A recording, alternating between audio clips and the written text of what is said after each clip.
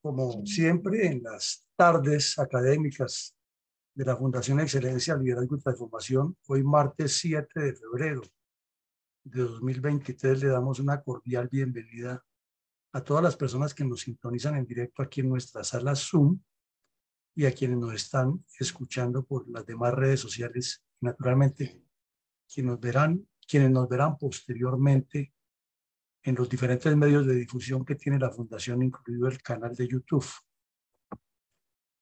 Habida cuenta de los problemas de tensiones mundiales que se han presentado en este fin de semana pasado y la semana que ha transcurrido, hemos decidido traer sobre la mesa un análisis geoestratégico de las tensas relaciones Estados Unidos-China.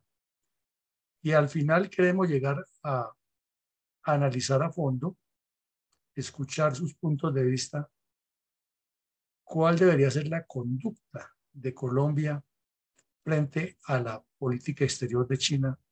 Porque aquí no estamos hablando ya de suposiciones ni de las novelas que eran tan famosas en la década del 70 y el 80, de presuntas acciones entre las potencias, sino estamos hablando de hechos reales que tienen la paz del mundo en vilo debido al comportamiento de seres humanos de carne y hueso, nosotros, que también se equivocan y también aciertan, como son los dirigentes políticos de China y de Estados Unidos, cada uno apuntando a tensar más sus intenciones estratégicas y geopolíticas.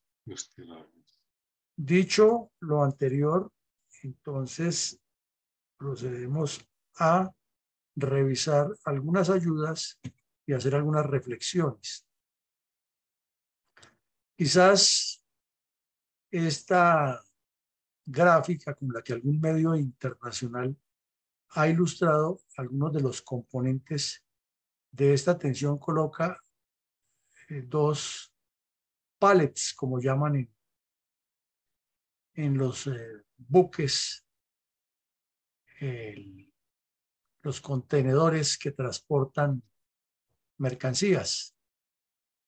Entonces vemos que hay un choque entre esos dos contenedores y que el choque es muy fuerte porque son contenedores de bastante contenido y bastante peso dentro del comercio mundial. Ya lo hemos hablado muchas veces, hemos puntualizado aquí, que el comercio ha sido un factor determinante en la geopolítica del mundo, en las relaciones internacionales, en las supremacías militares, en las expansiones. Y la prueba más fehaciente o más elemental para entender la importancia del comercio en la geopolítica es que la cultura occidental dio un giro impresionante sobre el cual estamos gravitando nosotros, que fue el descubrimiento de América cuando el señor Colón estaba buscando otras rutas comerciales.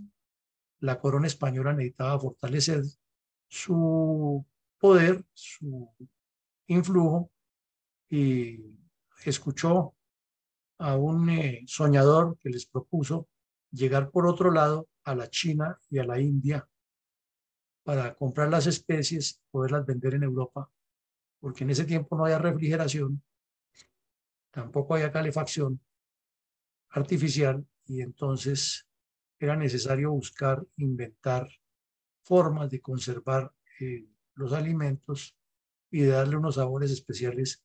Y las especies que venían del Oriente o que llegaban del Oriente a Europa, pues tenían muchos retenes y mucho comerciante e iba subiendo los precios.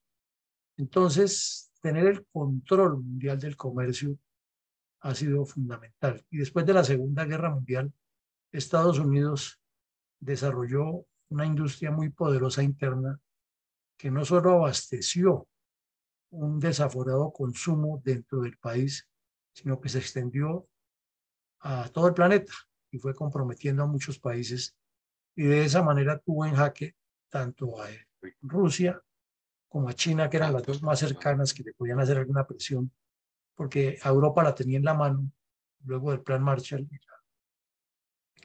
renovación que tuvo Europa. Entonces, las cuestiones fueron dando unos giros. China primero tuvo una época impresionante de imitación y de contrabando. Aquí, por ejemplo, en el punto específico de Colombia, por el canal de Panamá y Maicao entraban toneladas de productos chinos de pésima calidad y falsificados todos, y lo siguen haciendo, pero ya tienen otros enfoques prioritarios porque tienen muchos recursos. Entonces el choque está ahí y una de las razones es la comercial, creo que hay otras, pero partamos desde ahí para ir entendiendo el problema. Resulta que esta semana se presentó el fenómeno o se destapó lo del famoso globo. Aquí la BBC de Londres publicó alguna información muy general de qué es lo que contienen esos globos o qué es el armazón. Y entonces supone, la BBC de Londres, como está suponiendo todos los que saben del tema, está lleno de él. Sin embargo, con tantos avances y ese espionaje tecnológico que hay, pues toca determinar si exactamente era con helio o con otro gas o con qué otra combinación pudiera estarse manejando. Entonces, es parte de la que hay que averiguar. Y en la parte de abajo tienen detectados unos paneles solares para proveer energía, que se presume que es la que le da la fuerza o la motricidad al globo.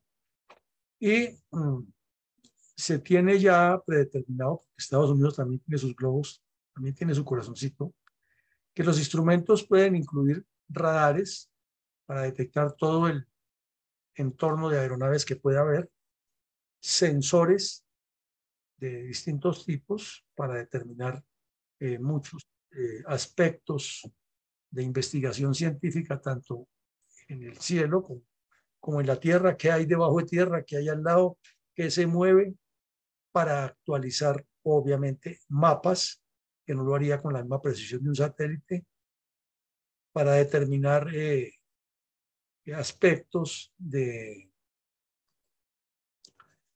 tecnológicos como velocidades de los vientos, cambios, etcétera, para determinar cuáles son las rutas por las cuales se podrían hacer operaciones militares, etcétera. Entonces, como vemos, esto es un asunto de una profundidad impresionante y cada especialista nos da más y más datos y terminaríamos bastante abrumados con toda la información de lo que puede determinar una maquinita de estas.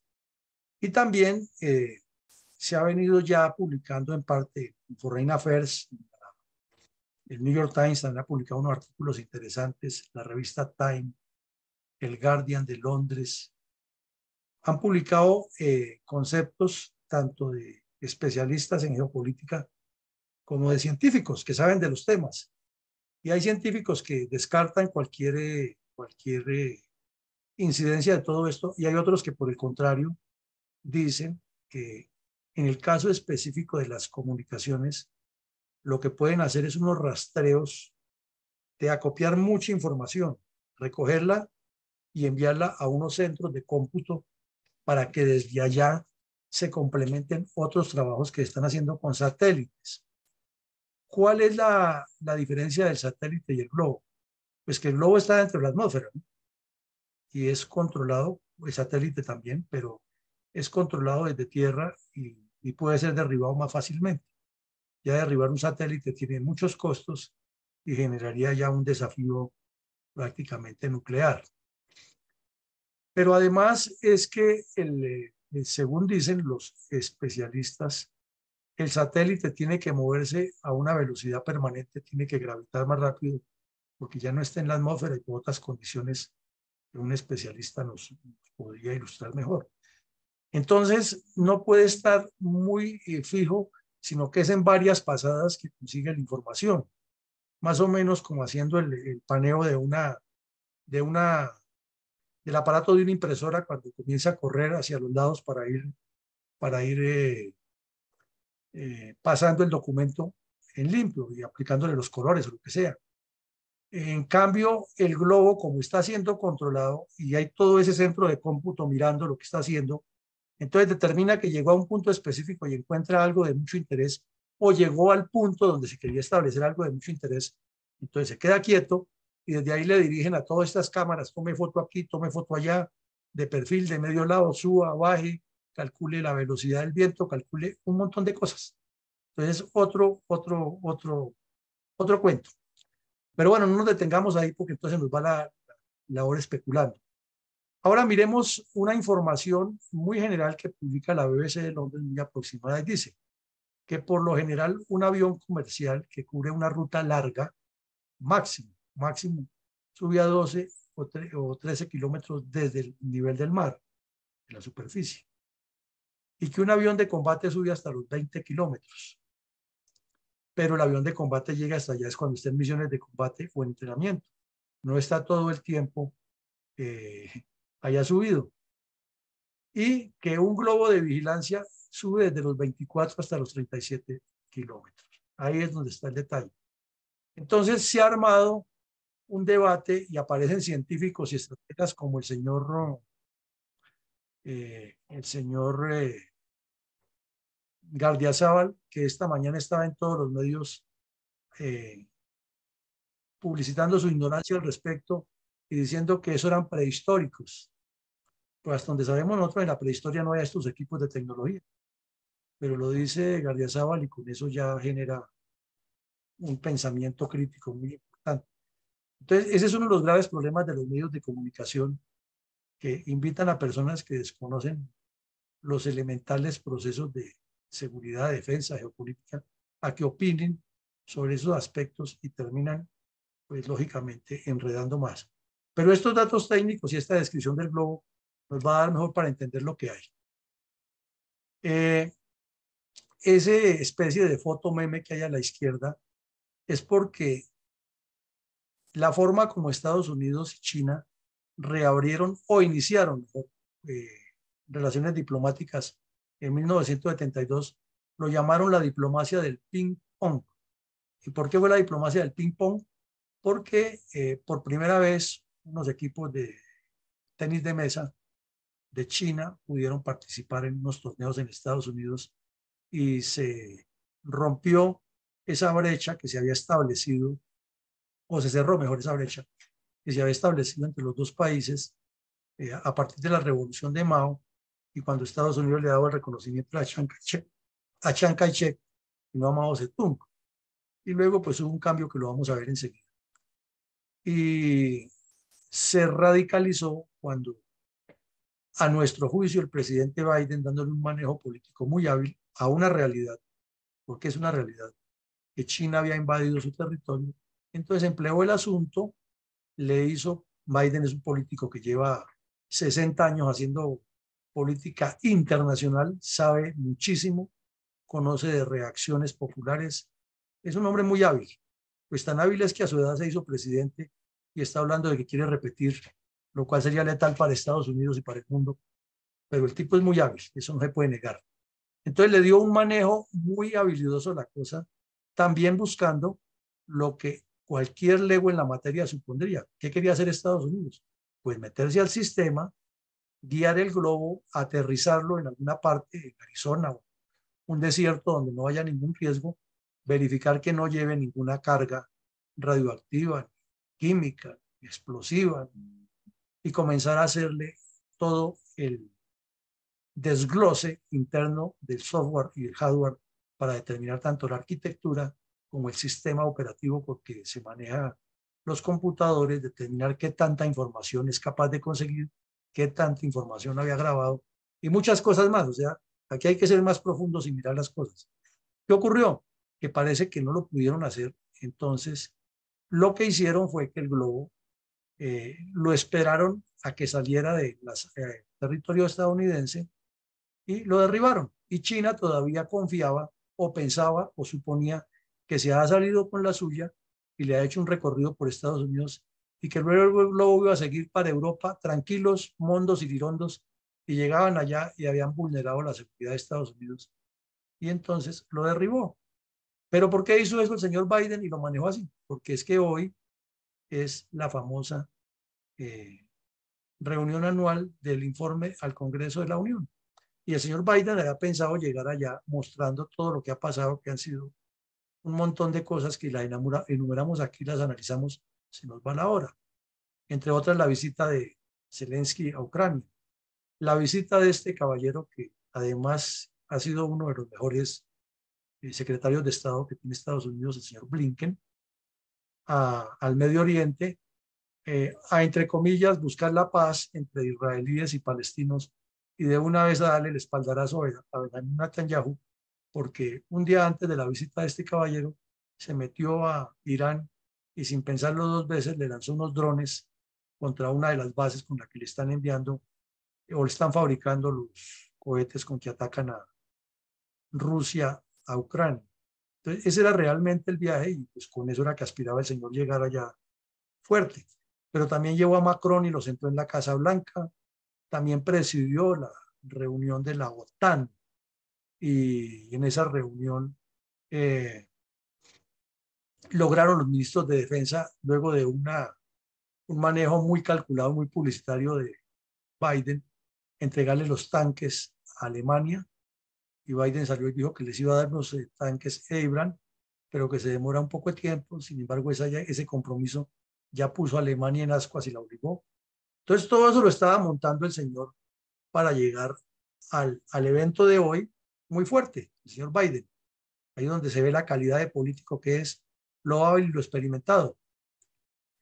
Entonces, viajaba el señor Blinken como broche de oro, iba a viajar a la China y el avance o la acción era establecer un avance en las relaciones que han estado muy tensas, como lo veremos enseguida, por muchos aspectos difíciles, y pues eso lo posicionaba muy fuerte a él y al Partido Demócrata en este Congreso de la Unión. Pero se presentó el problema del que ya no fue un ping-pong, sino fue una pelota muy grande, que es un globo. Esa es más o menos la explicación del ping-pong. Pero Biden de todas maneras salió ganando. Estados Unidos le está dando el ejemplo al mundo, como lo dio ayer, que inmediatamente ocurrió el problema en Turquía y en Siria fue el primero que dijo, les ponemos esto, y comenzó a mandarlo. Entonces, la política exterior le está funcionando afortunadamente a Biden para Estados Unidos. Afortunadamente para Estados Unidos le está funcionando a Biden, dije de otra manera, porque el señor Trump se ha alejado del mundo. Cometió la insensatez, por ejemplo, de retirar a Estados Unidos de la Organización Mundial de la Salud, algo que siempre cuestionamos en los análisis que nos invitaron y que afortunadamente el señor Biden volvió a meterlo, porque es que Estados Unidos, primero porque aporta, pero segundo, que es el policía del mundo, no puede salirse de ningún escenario porque lo copan inmediatamente los otros. Y la tarea que tiene Biden de recuperar los errores de Obama, los errores de Clinton, los errores de Bush eh, hijo y los errores de Trump en la política internacional es largo. Y este señor Blinken, que no era tan conocido, sí es un político conocido en Estados Unidos, pero no era tan conocido en la actividad internacional, la verdad que lo ha hecho bien y quizás solamente lo igualan Colin Powell, Kissinger y John Hyde. Es de los mejores cancilleres que ha tenido Estados Unidos. Además, muy activo. Eh, Eso sí debe estar acabando con la salud porque el trote que lleva este caballero es bien impresionante. Pero bueno, ahora miremos aquí algo del globo porque esto muestra más o menos, este es un análisis que hace también la BBC de Londres, del posible recorrido que tuvo el globo. Dicen las aerofotografías y los análisis que se hacen en fotogrametría que esto mide exactamente 27 pies, o sea, más o menos 9 metros. Toda la cámara o las cámaras, los detectores, los sensores, etcétera. Y que el globo aproximadamente tenía el tamaño de 3 buses. Oigan ustedes, 3 buses. Entonces no era un globito, era un globote. Y se supone que primero entró a Alaska, porque ya hay información de inteligencia estratégica, que salió al Pacífico y luego retornó y siguió aquí. Como en geopolítica hay que pensar mal para acertar, y en inteligencia estratégica también, uno lo que deduciría son dos cosas elementales aquí. En esta parte noroccidental del continente americano, que es el estrecho de Bering, y ahí comienza el océano Ártico. Para información de todos, o recordarles, porque eso ya nos lo dicen todos los días acá rato, la señorita Greta Thunberg y los ambientalistas, el ártico se está descongelando. Y Rusia, que es la dueña de gran parte de eso, una buena parte, tiene la esperanza de poder salir al Pacífico y, ¿por qué no al Atlántico, allá por detrás, por esa zona y controlar unos espacios donde hay cantidad de recursos minerales y otros productos que no se han podido explotar por el hielo y por el frío? Entonces, China anda diciendo que ellos también tienen derecho allá, que por la ubicación, que no sé qué, sacan unos vectores que se cruzan uno con otro y dicen que la proyección y que las 200 millas marinas y que el mar internacional y que la investigación y que lo que... O sea, esos son como los abogados, para encontrarle justificaciones las encuentran. Entonces, ¿a qué me quiero referir con este comentario? Que pensando un poco mal, pero pensando en lógica, ¿cuál sería el recorrido que hizo este globo? Pues una presumible ruta de la seda de cómo sería que los productos chinos se moverían por este sector, por Canadá y por Estados Unidos para salir al Atlántico y coordinar con Estados Unidos una serie de actividades de inversiones, teniendo en cuenta que la gran deuda o la principal de la deuda de Estados Unidos está invertida en China. Los tienen hipotecados. ¿Y cuál es uno de los puntos que pone a pensar eso? Que pasó exactamente sobre unas bases militares de Estados Unidos que tienen mucha potencialidad, pero también es que por aquí en el estado de North Dakota, los chinos le metieron los dedos en la boca a Estados Unidos y compraron un territorio grandísimo para instalar un timolino, un molino supremamente grande para trillar maíz y para procesar maíz. Y eso ya va muy avanzado, demasiado avanzado, y hay unas leyes que son federales, otras que son locales, otras que son estatales. Lo cierto es que los chinos se metieron y compraron el terreno, pero atérrense ustedes dónde lo compraron, a 10 millas de distancia de una de las bases estratégicas más importantes del Comando Central de Defensa de Estados Unidos. Entonces, la Fuerza Aérea se ha opuesto y el domingo pasado el subsecretario de la Fuerza Aérea, un general de Estados Unidos, le envió una carta muy fuerte al Congreso. Pero como hay intereses de un poco de comerciantes que saben que explotar en esa forma colectiva el maíz con unos propósitos de valor agregado mucho mayores a los que tendría en simplemente sacar harina,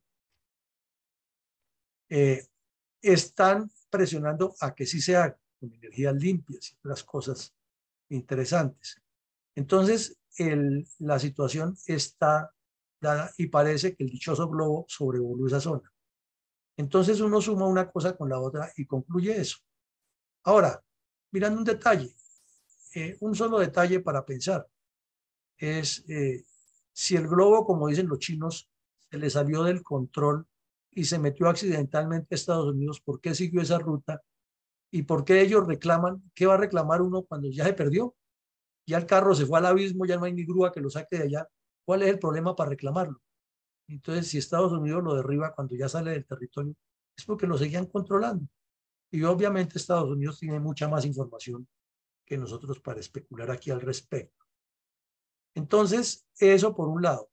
Y si miramos que paralelamente otro globo hizo el mismo ejercicio por el Pacífico y pasó al Atlántico y cruzó por Colombia y Venezuela, pues uno concluye que es un programa de estrategia, de inteligencia estratégica, manejado al más alto nivel con unos objetivos muy claros, pensando en la parte comercial de la ruta de la seda, comercio de China, pero también pensando en ir buscando posiciones militares muy importantes o para atacar o para concretar, para atacar en el caso de Estados Unidos o para concretar en Sudamérica, porque el sueño de la China es apoderarse de lo que hemos dicho siempre aquí, Canal Atlántico que une al mundo y todo el Atlántico colombiano, que es el sitio ideal para el turismo del mundo. No hay otro sitio en el planeta que tenga ese condicionamiento. Entonces, seguimos. Ese es como el entorno de lo que pasó y nos da la idea. Pero las tensiones, ¿por qué se están dando? Porque este mapa nos muestra aquí en forma clara la perspectiva que tiene China con su collar de perlas y su ruta de la seda para controlar el mundo. Entonces, vemos que en rojo está el collar de perlas chino y que en azul está el collar de contención de Estados Unidos. Entonces, cualquier lego en la materia diría, pero los gringos, ¿para qué se meten allá si ellos tienen su país? No, señor. Es que China tiene una pequeña ambición que es demasiado desaforada. Si miramos aquí, está la costa oriental del África y está una plataforma estratégica que sería la joya de la corona que llama la isla de Madagascar. Y aquí está el subcontinente o el continente australiano con todas sus formaciones de la Oceanía. Entonces, ¿qué ocurre? Que las riquezas y el poder del control geopolítico de toda esta zona y mantener la libertad de Australia dependería de si Estados Unidos está presente aquí o no está presente. Entonces, China estratégicamente pensó en su plan del collar de perlas. ¿En qué consiste el collar de perlas? Como China tiene un problema gravísimo y es que tiene un mar muy pequeño, es uno de los países más grandes del mundo y una de las potencias más productivas del mundo, pero su mar está limitado porque por el norte tiene limitación con Rusia y con Japón. Y aquí tenemos el primer collar de islas, que lo llaman así, el primer bloque de islas que vienen de Japón, Taiwán y Filipinas. Y Estados Unidos ha tenido desde la guerra con España, que se conquistó esto, como ya sí saben de geopolítica y analizan, conquistó esto precisamente previendo que China no se convirtiera en lo que Napoleón en buena parte advirtió, que cuando se despertara sacudía el mundo. Y por eso Estados Unidos le quitó a España las Filipinas y se quedó con el control de todo el Pacífico. Y sabía que Inglaterra tenía el control aquí en Australia, entonces de esa manera le cerrarían el camino. Allá piensan a 200, 300 años y aquí no pensamos ni al otro día. ¿Qué diferencia?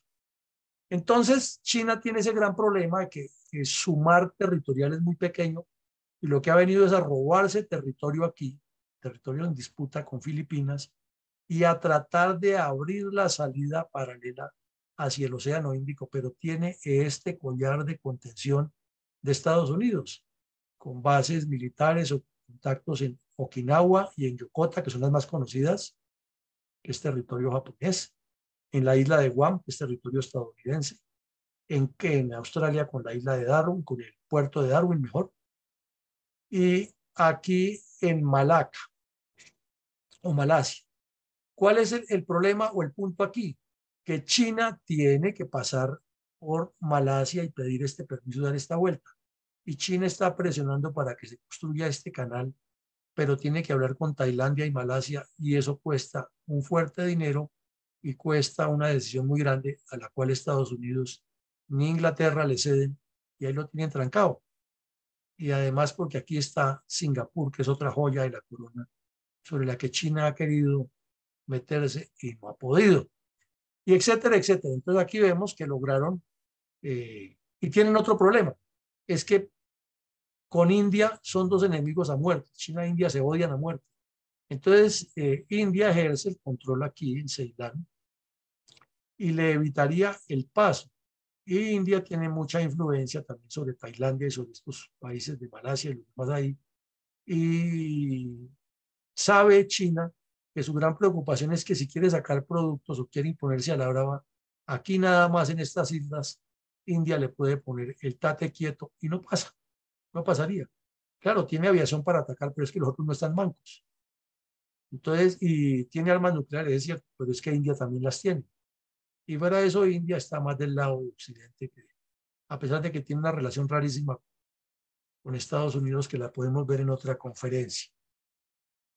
Entonces, ese es el problema y por eso China ha venido comprando a dirigentes corruptos locales para ir instalando estas bases para eludir a la India y para eludir el control de este cordón que le monta Estados Unidos de seguridad, y para llegar hasta el puerto de Gwadar en Pakistán, meterse al Golfo Pérsico y entrar hasta el Pireo en Atenas, donde ya tienen un puerto. Entonces, por ahora su comercio le funciona en el mar así, y la ruta de la seda, que ya la veremos, va paralela.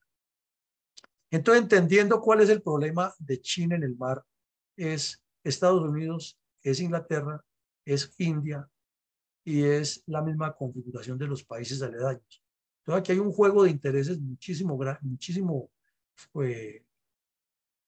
interesante, y con una influencia en lo que pueda suceder más adelante, que sigue. Es una guerra fría que cada vez se pone más caliente.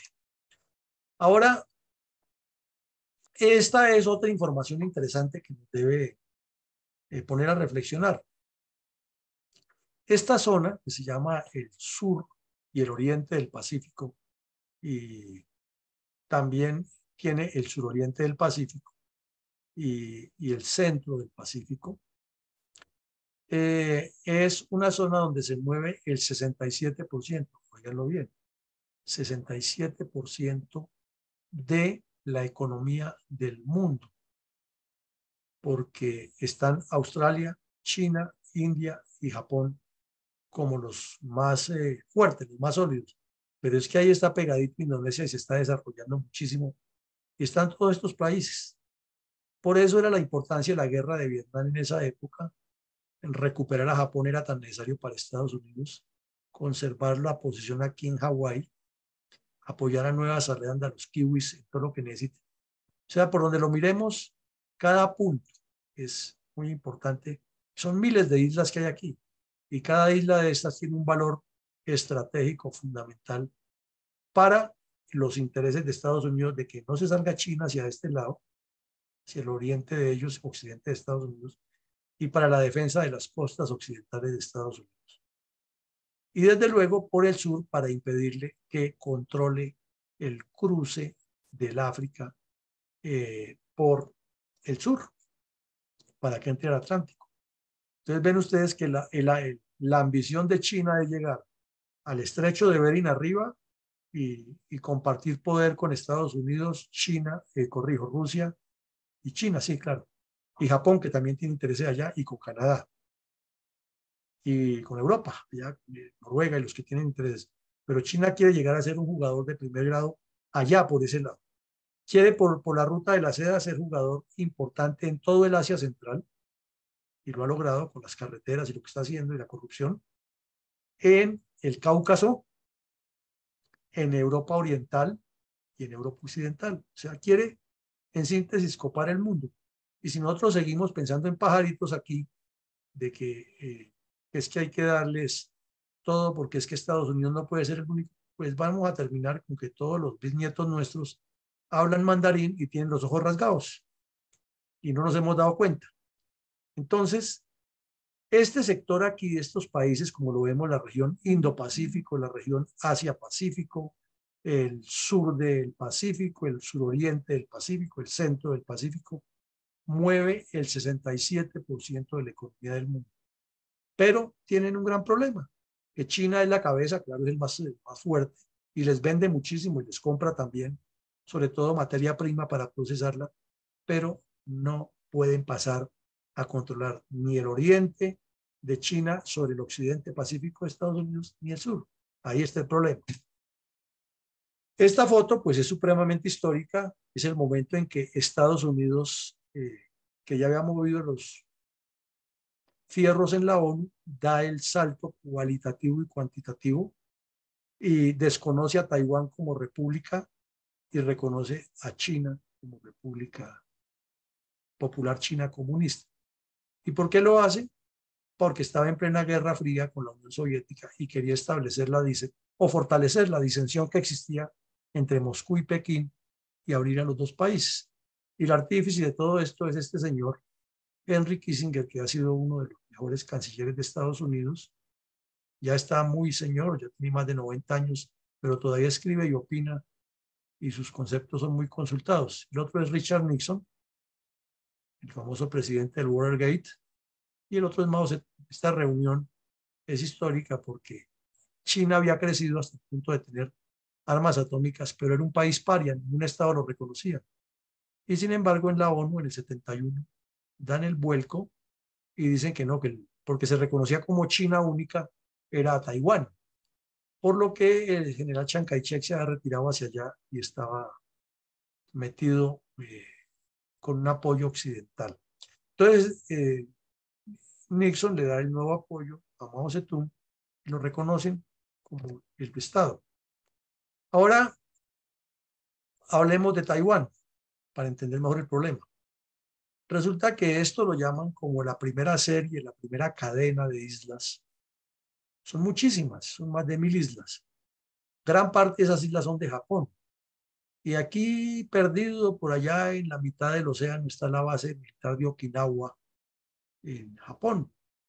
Es una base militar de Estados Unidos, pero tiene una importancia estratégica fundamental porque fortalece y ayuda a la China, ayuda a Taiwán, a la China nacionalista, y le evita a Estados Unidos, a China que pueda salir hacia acá, hacia el oriente del Pacífico o el mar del sur de la China, como se llama esta bolsa. Entonces, por eso China dice, no, es que si la ONU reconoció a China popular como país, Taiwán es parte de la China. Y cualquier país que tenga relaciones diplomáticas con Taiwán está es desafiando a China, porque si envía diplomáticos a hablar con los dirigentes taiwaneses, está en territorio chino y está desconociendo la autoridad de Pekín. Esa es más o menos la teoría básica. Lo demás, pues ya ustedes saben todo lo que se deriva de eso. Entonces, Estados Unidos ha mantenido lo que se llama la ambigüedad estratégica. Y la ambigüedad estratégica consiste, palabras más, palabras menos, en la presencia de la octava flota naval de Estados Unidos aquí, en toda esta zona patrullando aeronaves, con navegación aeronaval, como se llama, fuerza aeronaval, con portaaviones, con fragatas, corbetas, navíos, patrulleras, lanchas, aviones de reconocimiento, globos también envían, no crean que solamente China envía globos, satélites, diplomacia, agentes de inteligencia, organizaciones de inteligencia, todo eso lo tiene Estados Unidos en la región y una presión muy grande a toda esta zona para que se una a Estados Unidos y no vaya a permitirle el paso a este lado. Entonces China vino en una de sus respuestas y aquí en Filipinas construyó unas islas artificiales y las convirtió en plataformas eh, aéreas de combate.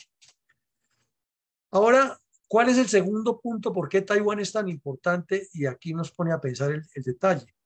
Es que estamos en la era del conocimiento y en la era de la cibernética.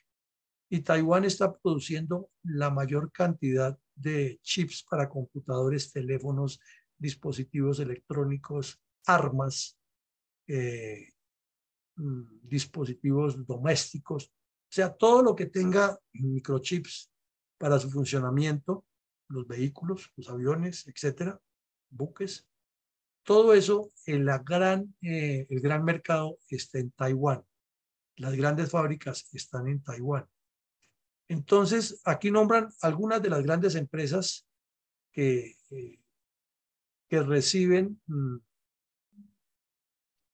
la producción para abastecer el mercado o para sus equipos. Y esta que se llama la Taiwan System, no sé qué más cosas, eh, microconductores, es la microconductors, es más o menos la traducción, tiene el mayor control y están otras, Samsung, depende muchísimo, y otras empresas. Entonces, el control de esos elementos que son tan fundamentales en la vida moderna están en Taiwán. Es tan grave la crisis que en el viaje de la señora Pelosi, del cual hablaremos ahorita un poquito, sorpresivo allá, se le propuso a esta empresa que traslade todos sus equipos a Estados Unidos. ¿Por qué? ¿Qué significa esto? Que Taiwán fabrica el 65% de todos los microchips que se consumen en el mundo. en el mundo, díganlo bien, inclusive China. Corea del Sur produce el 18% y China produce el 5% y otros apenas producen el 12%. O sea que Estados Unidos está entre esos 12, pero Estados Unidos es el que aporta la tecnología por aquello de la mano de obra y la inversión. Entonces, ahora hubo una ley a comienzo de este año en que el señor Biden dispuso una gran cantidad de dinero para que se haga investigación y se haga inversión en Estados Unidos, pero no alcanza a suplir ese mercado y esa necesidad. Entonces, ¿qué ocurriría? Que si China se apropia de Taiwán, se apropia de toda esta tecnología y le bloquearía el suministro a Occidente. Ustedes dirían, saca, pues la gente saldría y se iría para sus países. ¿Y cuándo la dejaría salir China? Si ustedes saben cómo es el sistema con ellos. El sistema con China es de cárcel. Y más esa isla la rodean y le controlan los vuelos y ponen los portaaviones. Entonces eso sería causar una guerra mundial. ¿Ven lo grave que es el asunto? Ahora miremos una comparación de fuerzas entre Taiwán y China. Esto es un aproximado que publica la BBC de Londres con base a los datos de una entidad muy seria, que es el Instituto de Estudios Estratégicos de Londres, de Estados Unidos, pero de Londres, sí, corrido, Londres, está bien. El de Estados Unidos, el Instituto de la Guerra. Y ustedes ven las cifras ahí, nos pongamos a hacer tanto reflexión, pero en solo fuerzas totales activas, pues China tiene en este momento 2 millones de personas listas para la guerra y Taiwán apenas 170.000, mucho menos que Colombia. Pero en reservas, sí, Taiwán tiene más porque es un país que tiene que vivir de la defensa nacional, de la preparación para la movilización y puede movilizar en cuestión de semanas a más de 1,5 millones de personas. En lo demás, ustedes ven la diferencia es abrumadora casi de 10 veces en muchos aspectos y en otros hasta de casi 15 veces, como en el caso de los submarinos. Se supone que China ya tiene hasta submarinos nucleares, se supone. Y en buques navales, pues no, la ventaja es abrumadora y China tiene la facilidad de moverlos muy rápido. La gran ventaja que tiene Taiwán o la gran soporte, pues es el apoyo de Estados Unidos inmediato con la octava flota en el Pacífico. Por eso es la gran importancia de las islas que están allá para Estados Unidos. Hasta en artillería les lleva una ventaja muy grande y si le tiene esta cantidad, pues también la calidad. Y se supone que con artillería naval o con artillería de costas de un lado a otro, la ventaja es muy fuerte frente a Taiwán. Pero son cifras de tener en cuenta, además el tamaño, ¿no? Taiwán es por lo menos unas 80 veces más pequeño que el territorio chino. ¿Cuál fue el problema de la visita de la señora Pelosi? A nuestro juicio, no lo ha debido hacer. Es un concepto. Al juicio del señor Biden, lo tenía que hacer por una razón, porque a la semana siguiente o a las 2 semanas siguientes eran las elecciones de midterm o de medio término en Estados Unidos para el Congreso. Y como el señor Trump se suponía que iba a barrer, porque eso era lo que él decía, y decían los republicanos, entonces Biden necesitaba concitar una opinión muy fuerte en Estados Unidos para su partido y tomó una decisión que fue bastante grave. Grave porque hubiera podido generar una guerra mundial así facilito. Ya que China sostiene que cualquier diplomático de un país que visite de manera oficial a los dirigentes de Taiwán está violando su territorio. Es la teoría de China continental. Y Estados Unidos aduce que en China continental hay violación de derechos humanos y que Taiwán no viola los derechos humanos y que es democracia, pero a la vez no lo reconoce como país. Entonces es lo que llaman la ambigüedad estratégica que se inventó Nixon, que es más o menos como la seguridad humana de Petro, algo así igual. No existe ningún manual de diplomacia, relaciones internacionales, pero él se inventó eso. Vamos a manejar esto con una ambigüedad estratégica. Y el solo nombre de ambigüedad, pues ya da a entender que ambiguo es ambiguo y no tiene claridad. Y la señora Pelosi, que también ya está en una edad avanzada y que tiene el ego por las nubes, tomó una decisión bastante, para ella, supuestamente para pasar a la historia, pero para la seguridad del mundo bastante grave, muy grave. Bueno,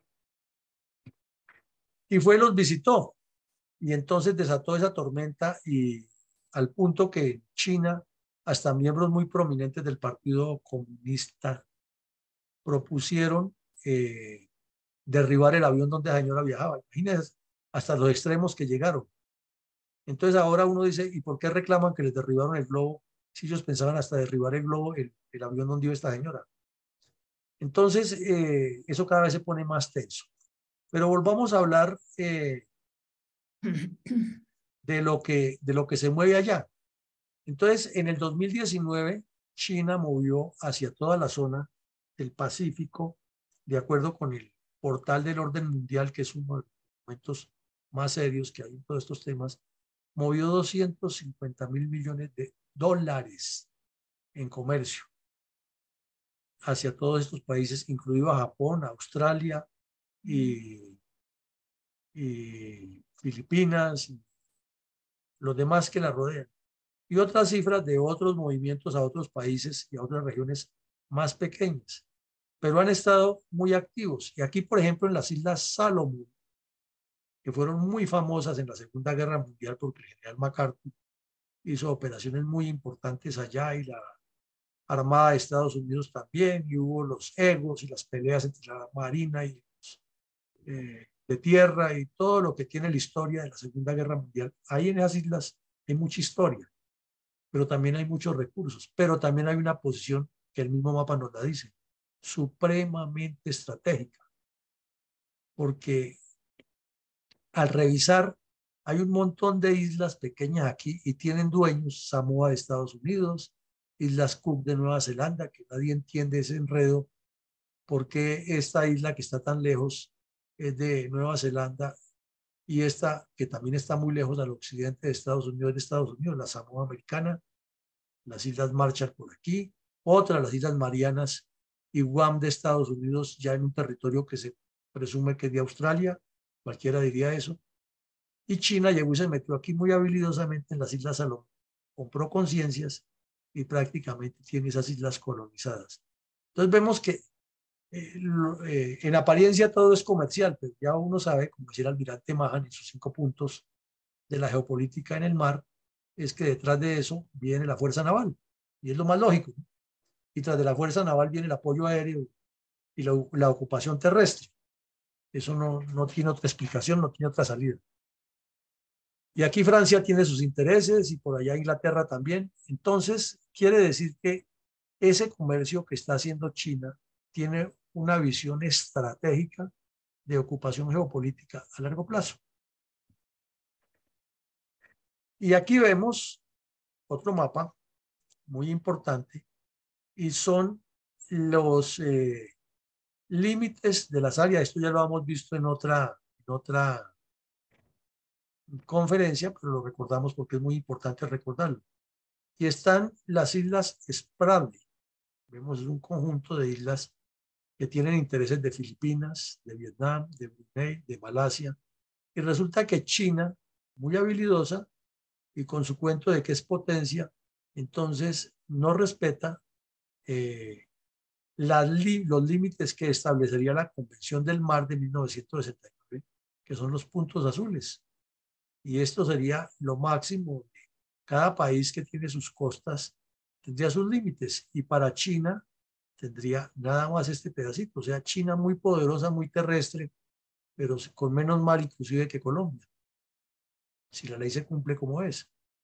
Entonces ellos están aduciendo, igual que los nicaragüenses, igual que todo bandido tramposo, es que no, que porque ellos tienen y que porque han estado y que porque históricamente estuvieron y bla, bla, bla, bla, bla, es que sus límites marítimos son hasta aquí, donde están los puntos rojos, y que todo el mar del sur de la China, como se llama así, o de China meridional, es de ellos, que los demás países tienen que entregarles. Entonces, como les dijeron que no, vinieron aquí a las Islas Paracel y a las Islas Spratly, inclusive en este atolón, y fueron construyendo unas bases navales artificiales, llenando el mar de escombros y de residuos, y formaron, y los tienen ahí. Entonces eso, pues naturalmente, formó un problema gravísimo, Estados Unidos y con los países vecinos, pero ¿quién le muestra los dientes allá?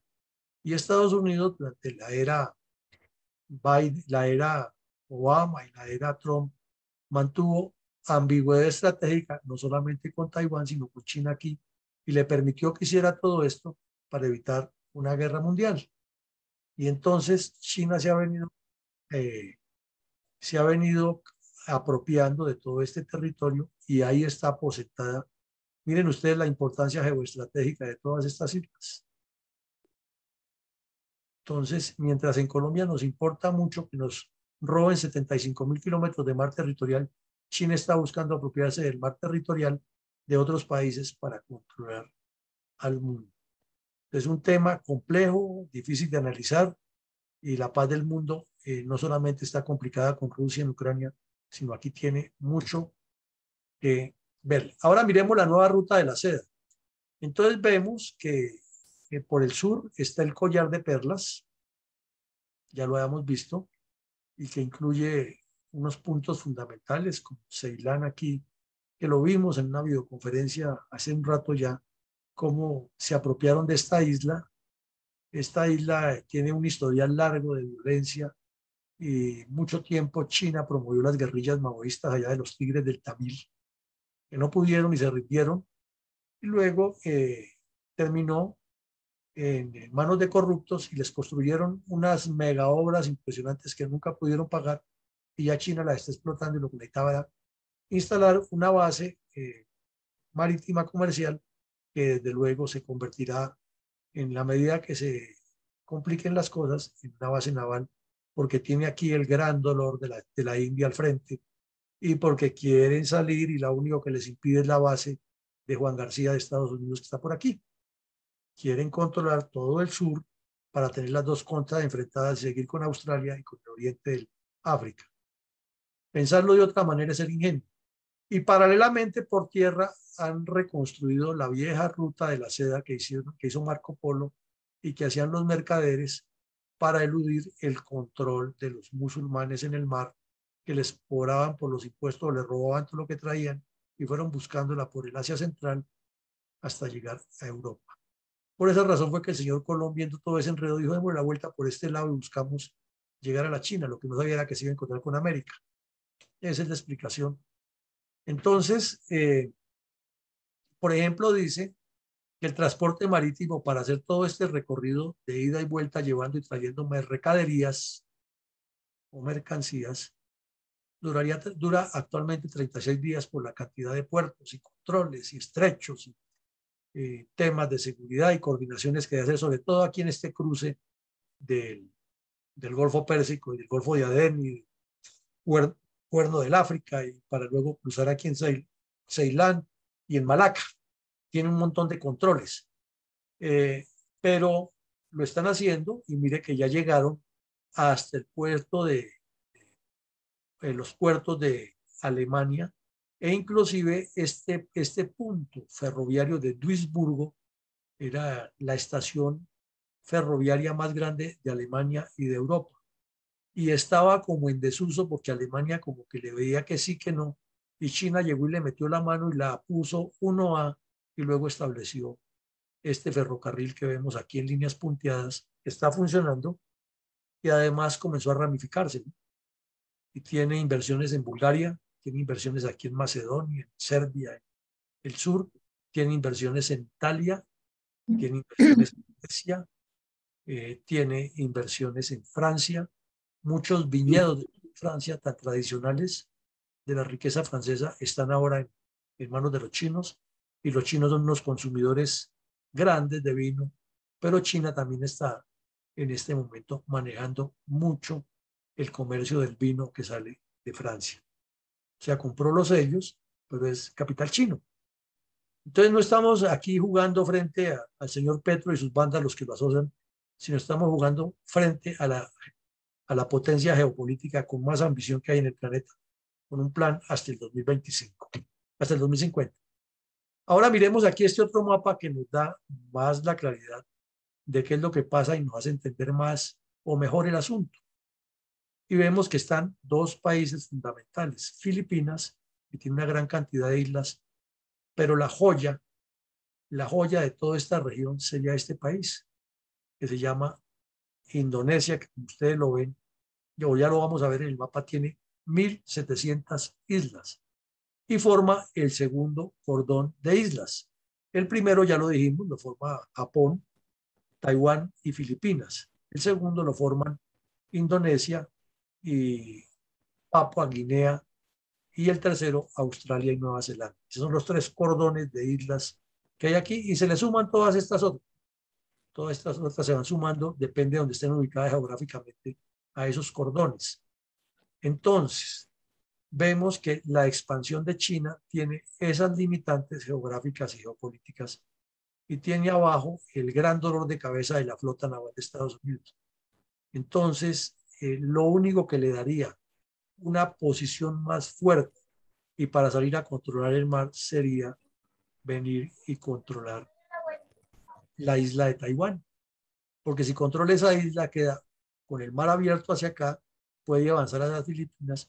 Entonces su paso estratégico fue venir a robarse estas islas o robarse este mar en este pedazo y crear islas artificiales para rodear a Filipinas militarmente, mientras rodea económicamente a Indonesia. Aquí este mapa nos muestra exactamente lo que significa Indonesia para China. 1.700 islas que componen a Indonesia y que le dan un posicionamiento en todo el mar. ¿Qué ocurre? Que Indonesia es uno de los mayores productores del mundo en este momento de níquel. Es un país musulmán, es el país musulmán más poblado, tiene más de 200 millones de personas. China tiene un problema complicadísimo con los musulmanes, que es con los uigures.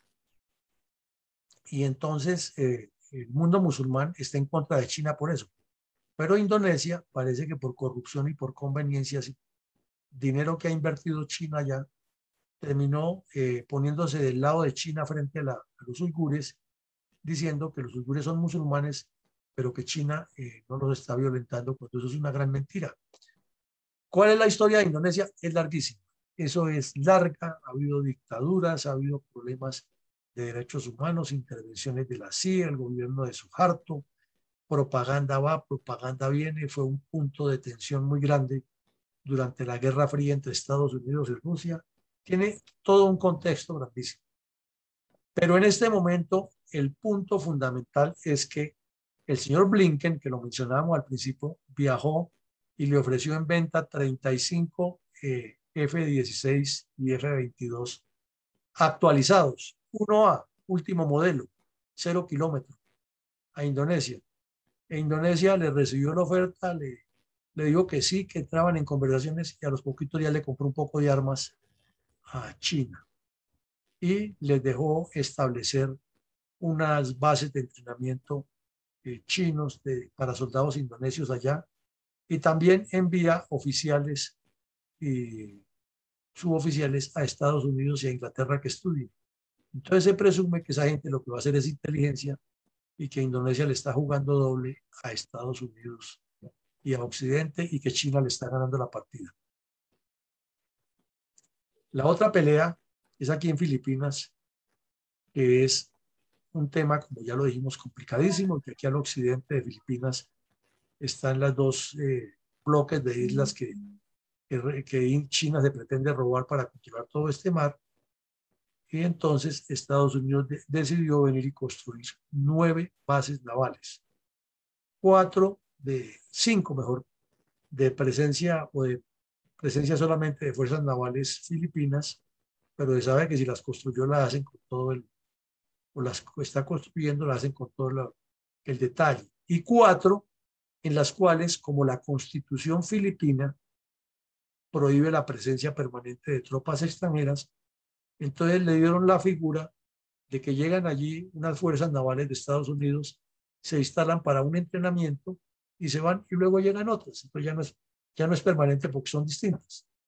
Figuras que se inventan para darle vueltas.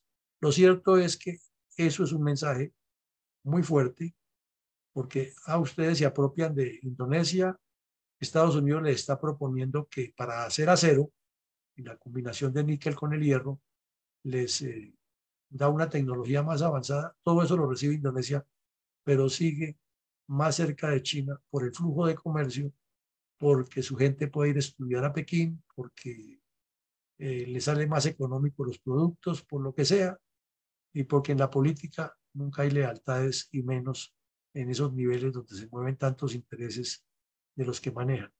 Entonces, este problema es bien complejo y estamos ante un escenario que existe desde la Segunda Guerra Mundial. La Guerra Fría lo puso en, a, a hervir, pero no con esa intensidad que se está viviendo ahora, porque antes el problema era China, pues corrijo, Estados Unidos y Rusia. Después de que Estados Unidos le abrió camino a Rusia, a China mejor, para que se peleara con Rusia, entonces China sacó del camino a Rusia, la Unión Soviética se cayó y China fue creciendo, Estados Unidos le dio de toda la tecnología, le dio avances y ese Frankenstein se creció y ahora tenemos ahí al mundo en ascuas y parece que eso no es importante para muchos analistas. Ahora salgámonos de allá y miremos un poquitico para este lado. Miren ustedes que en 2000, este era como el porcentaje de el comercio que había en Latinoamérica desde afuera. O sea, cómo influía en el continente americano el comercio de, de afuera.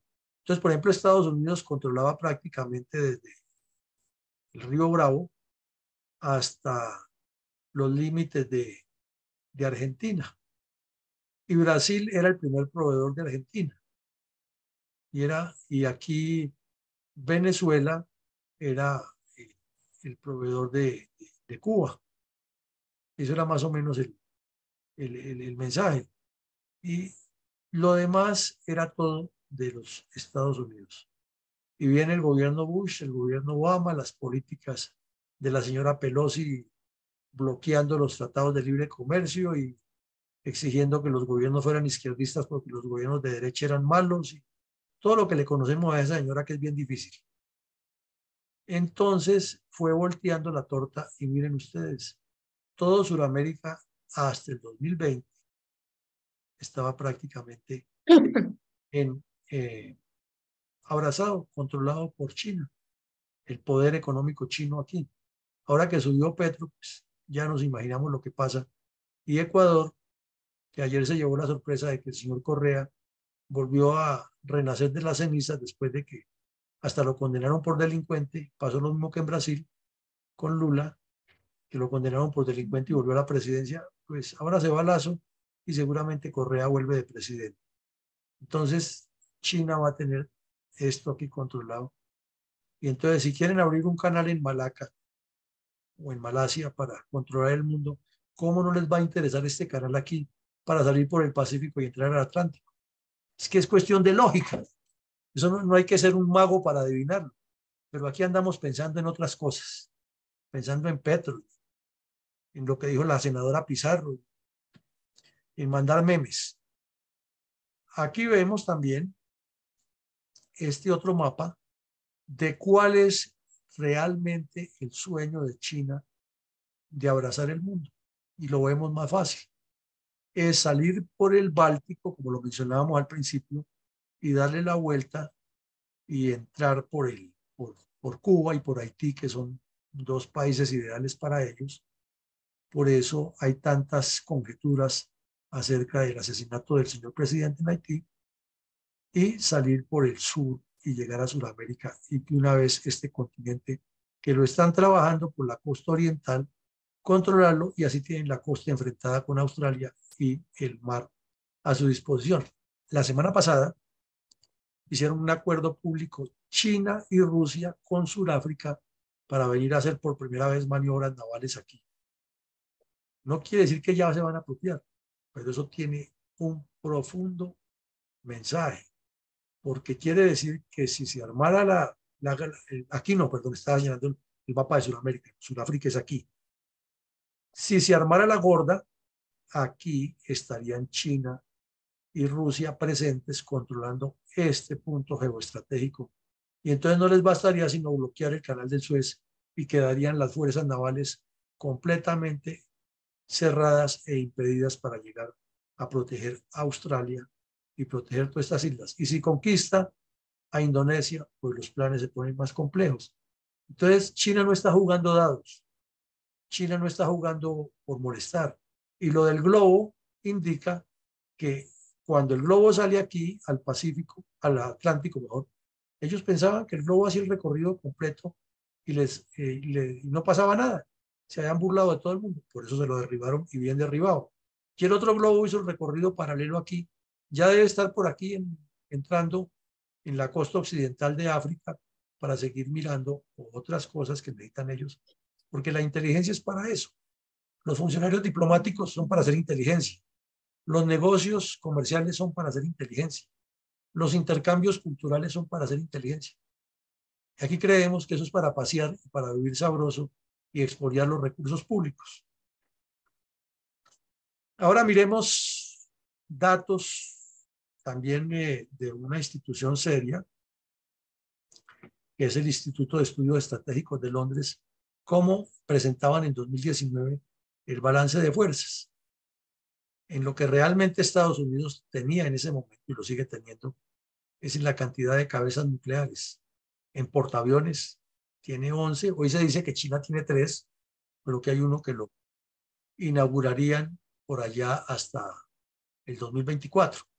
Submarinos, Estados Unidos pues tiene hasta nucleares, China no todos, pero tiene 59, o sea, no se ha quedado, han trabajado y han venido robando tecnología y necesitan los microchips y todo eso, y se las buscan y lo resuelven. En tanques, Estados Unidos lo dobla, pero, en una guerra trifibia, como la llamó MacArthur, allá en el Pacífico, los tanques no es que sean como tan efectivos, se necesitan, claro, pero no son tan decisivos. En aviones, tiene más aviones de combate, transporte, administrativos, la Fuerza Aérea China que la Fuerza de Estados Unidos, hablando en el 2019. No tenemos cifras exactas. Y soldados en actividad listos para la guerra. Estados Unidos tiene 1,5 millones, China tiene 2,1 millones aproximadamente en ese momento. Entonces quiere decir que no se puede despreciar a China como una persona aquí muy experta en geopolítica una vez y nos dijo, estábamos hablando de esto y yo digo, no, es que China tiene un poco de maquinaria vieja, eso no tienen capacidad. Estados Unidos con un pastoreo los tumba. No seamos tan despectivos y tan imaginativos. Son dos potencias y tienen una capacidad impresionante y la prueba es que China se atreve a meterle un globo a Estados Unidos y no solamente a decir que se equivocó, sino que lo deja que siga haciendo el recorrido y que haga lo que tenía previsto y fuera de eso, que violó el espacio en otro país y violó su soberanía, entonces se la dan de bravos. Bueno, y miremos aquí esto como para ir cerrando, es más o menos el mapa que nos presenta el presumible recorrido que hizo el globo porque no fue detectado, como decía mi coronel González, ahora se especula un poquito de que se tenía una detección y que se consideró no afectaba las relaciones, pues simplemente el señor Petro le dijo a la embajada de Estados Unidos que él no se metía con eso. Así de fácil, no le demos vueltas al asunto. Seguro que la embajada de Estados Unidos inmediatamente le avisó o el comando sur de Estados Unidos le avisó a las fuerzas militares de Colombia, le consultaron a Petro y dijo que no, nada. Cuando se sabe que un objeto volador que viole la soberanía de un país tiene un protocolo, es obligarlo a aterrizar. Si no lo obliga a aterrizar y está muy cerca de la frontera, se le obliga a salir, eso lo sabe todo el mundo. Y si no se quiere salir, pues lo derriban. Y yo creo que eso fue la instrucción que Petro dijo, no, déjenlos que atraviesen, que eso no pasa nada. Pero ellos estaban haciendo un recorrido, vimos que está el futuro geopolítico de Colombia y del mundo con el turismo y con la seguridad nacional y con la potencialidad que tenemos de bases navales y aeronavales en esta región y San Andrés. Ellos están en otro mundo, en otro distinto.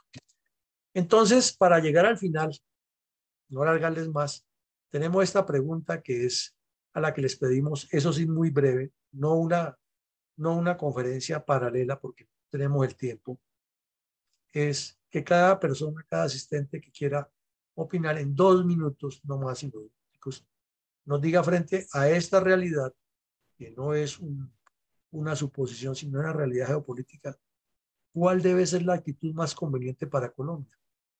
Si voltear el espalda a Estados Unidos, si plegarse a China, si fortalecer su defensa nacional, si pensar en megaproyectos, si buscar otros caminos de inversión. ¿Cuál sería la solución? Porque el problema es real y se nos vino encima. Mi coronel Alarcón, si es tan amable, adelante. Gracias, mi coronel.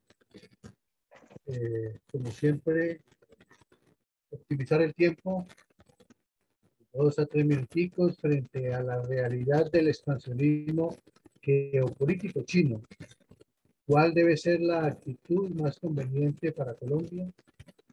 Los que vayan a intervenir, les ruego el favor de levantar la manita o abrir su micrófono, como lo está haciendo en este caso la ingeniera Rosita. Adelante, por favor. Me está diciendo mi coronel. Sí, señora, veo tu micrófono abierto. Ah, bueno, fue que se me quedó abierto, pero gracias. Realmente, desde que iniciamos la serie que se hizo sobre la China hace ya más de año y medio, y vimos todas las situaciones en que se ha ido metiendo a través de el tal collar de perlas y la ruta de la seda, sabemos que el objetivo de ellos es dominar el mundo, y realmente pienso que descubiertas todas las cosas que han hecho, los abusos que han cometido, es decir, las posibilidades que tienen por la gran cantidad de dinero que manejan, les va a interesar muchas cosas de Colombia. Por tanto, pienso que la actitud, no voy a decir que del gobierno, de la ciudadanía, y desafortunadamente nuestra ciudadanía no está muy enterada de todo este tipo de cosas, pero la actitud debería ser de la población en general, de mucho cuidado de cualquier tipo de convenios con la China. Eso hay que mirarlo muy detalladamente, y sabemos que ellos están pendientes de todo lo que aquí se hace para hacer propuestas seguramente nada convenientes para Colombia. Debemos tener una actitud muy cuidadosa de lo que se trate de convenios con la China. Muchas gracias, ingeniero Rosita. Le vamos a dar la palabra a mi coronel Iván González, quien debe tener algo que agregarnos a la conferencia y de paso contestar la pregunta que nos ha dejado mi coronel Villamarín. Adelante, por favor, mi coronel González. Gracias, mi coronel. ¿Cuál debe ser la actitud más conveniente para Colombia? Una respuesta bastante difícil, porque siendo nosotros parte del continente americano, que es el área de influencia más próxima de los Estados Unidos en todos los sentidos: político, militar, económico, comercial, cultural, etcétera, pues deberíamos estar del lado de aliado de los Estados Unidos.